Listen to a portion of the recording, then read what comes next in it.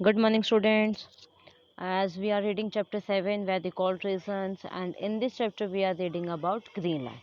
कि ग्रीन हमने इसके अंदर हम ऑलरेडी रीड कर चुके हैं ग्रीनलैंड की लोकेशन क्या है, इसका एक्सटेंट कहाँ तक है, about vegetation and wild life of Greenland and about physical features of Greenland and हमने नेक्स्ट टॉपिक हमने स्टार्ट किया था लाइफ ऑफ पीपल कि लाइफ ऑफ पीपल कैसी है ग्रीनलैंड के अंदर। ओके फिर हम इसी को कंटिन्यू करते हैं। Life of people in Greenland. The total population of Greenland is about 75,000। जो ग्रीनलैंड की टोटल पॉपुलेशन है वो 75,000 है। उनमें से 80% लोग ऐसे हैं जो एस्किमोस हैं, जो ऐसे बर्फ़ वाले एरियाज़ के अंदर रहते हैं और Inuits and the rest are mostly Europeans and जो बाकी हैं जो 20% हमारे पास लोग हैं वो कैसे हैं वहाँ के Europeans. The Eskimos migrate to Greenland from North America. जो एस्किमोज हैं वो माइग्रेट हुए हैं नॉर्थ अमेरिका से Greenland. Now almost the entire population lives along the south west coast. अब वहाँ की जो ज़्यादातर पॉपुलेशन है मोस्टली मतलब एंटायर पॉपुलेशन है वो कहाँ रहते हैं, साउथ वेस्ट कोस्ट की साइड। हमारे जैसे पिक्चर में यहाँ शो कर रखा है Inuits family of Greenland means Eskimos हैं। एस्किमोज की यहाँ हमारी इन्होंने पिक शो की हुई है, आप अच्छे से यहाँ वॉच कर सकते हैं like this. Eskimos are short in height. जो एस्किमोज होते हैं वो हाइट में शॉर्ट होते हैं। They have flat faces with narrow eyes. इनका फेस जैसे बिल्कुल फ्लैट होता है, आइज बिल्कुल छोटी छोटी होती हैं। Initially they were nomads and used to roam around hunting and fishing. Starting में बिल्कुल नोमैड्स से ये मतलब आसपास घूमना, अपना फूड कलेक्ट करना और हंटिंग और फिशिंग। हंटिंग मीन्स शिकार वगैरह करना और फिशिंग वगैरह करके अपना काम चलाते थे। They build temporary houses with ice block. ये जस्ट टेम्परेरी हाउसेज इनके होते थे जो आइस ब्लॉक के साथ में ये अपना घर बनाते थे, called igloos which means a house. Igloos उनको बोला जाता जिसका मीनिंग क्या होता था, हाउस।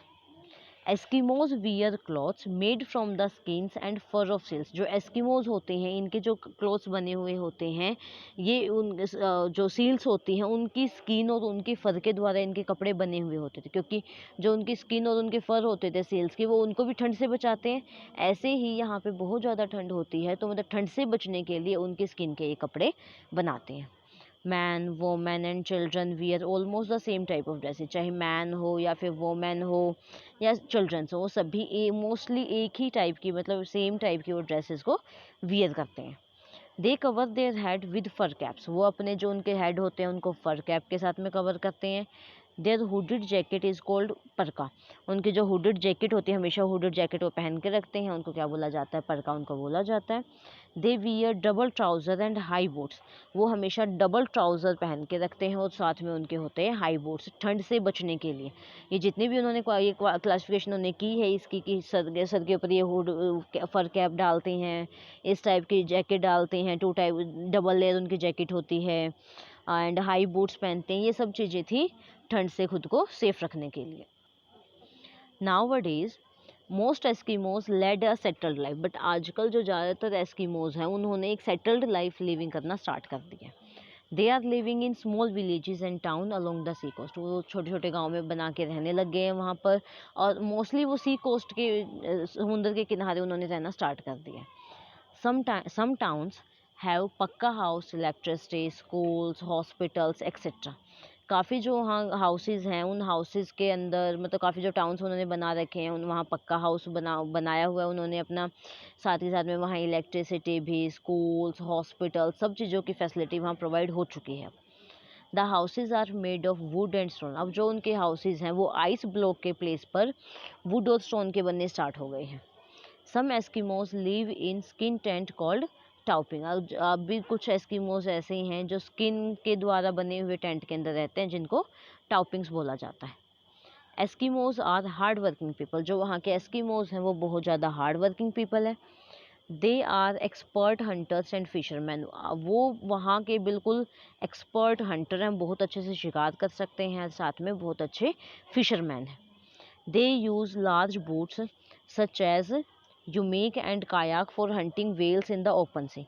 वो अब मतलब लार्ज बोट का यूज़ करते हैं, जैसे यूमेक और कायाक वहाँ के जो बोट्स वगैरह होते हैं उनको बोला जाता है। उन बोट्स का यूज़ किस लिए करते हैं वो बोट, उन बोट का यूज़ वो किस लिए करते हैं कि हंटिंग, जो वेल्स वगैरह होती हैं उनकी हंटिंग के लिए ओपन सी के अंदर वो उनकी हंटिंग करते हैं बोट के द्वारा, शिप्स के द्वारा। Now they also use motor boat and motorised sledges. They now use rifles in place of हार्पून्स for hunting. आजकल जो वो मतलब हंटिंग वगैरह करते हैं उनके प्लेस मतलब राइफल्स वगैरह का यूज़ करने लग गए हैं हार्पून्स के प्लेस पर। The life style of Eskimos is changing fast. जो आज वहाँ के एस्कीमोज हैं उनकी जो लाइफ है काफ़ी अलग वे से चेंजेस होते हैं। हमने ही अभी देखा है कि पहले के जो लोग थे मतलब वो कैसे कर रहे थे, और अब उनके पास में पक्का हाउस हो चुका है, वहाँ इलेक्ट्रिसिटी हो चुकी है, वो राइफल का यूज़ करते हैं हंटिंग के लिए।